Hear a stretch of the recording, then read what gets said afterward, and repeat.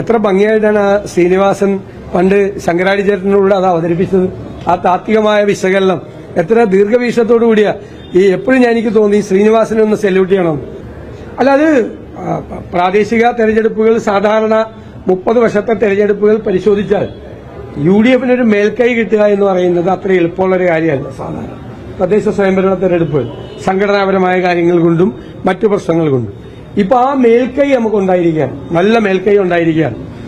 അപ്പൊ ഇതൊരു 45%, 47%, 47ആണ് ഞങ്ങളുടെ ടാർഗറ്റ്.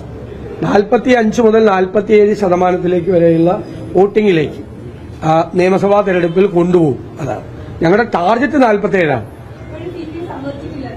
അത് ഞാൻ നേരത്തെ പറഞ്ഞല്ലോ, അവരെ തോൽപ്പിക്കാൻ എളുപ്പമാണ്, പക്ഷെ തോറ്റെന്നവരെ ബോധ്യപ്പെടുത്താനാണ് ഏറ്റവും വലിയ പാട്. ഞാനത് പറഞ്ഞപ്പോൾ നിങ്ങൾ ചിരിച്ചില്ലേ? ഇപ്പോഴും മനസ്സിലായിട്ടില്ലല്ലോ തോറ്റത്. മനസ്സിലാകാഞ്ഞിട്ടല്ല, ഇത് പഴയ രീതിയാണ്.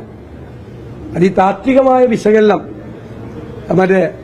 എത്ര ഭംഗിയായിട്ടാണ് ശ്രീനിവാസൻ പണ്ട് ശങ്കരാടി ചേട്ടനോട് അത് അവതരിപ്പിച്ചത്. ആ താത്വികമായ വിശകലനം എത്ര ദീർഘവീക്ഷണത്തോടു കൂടിയാ. എപ്പോഴും എനിക്ക് തോന്നി ശ്രീനിവാസനെ ഒന്ന് സെല്യൂട്ട് ചെയ്യണം. ഇപ്പോഴാണെങ്കിൽ അത് നിരോധിക്കപ്പെടും. കാരണം പാരഡി ഗാനം നിരോധിച്ചതുപോലെ അത് നിരോധിക്കപ്പെട്ടതിനെ ഉറപ്പായിട്ട്.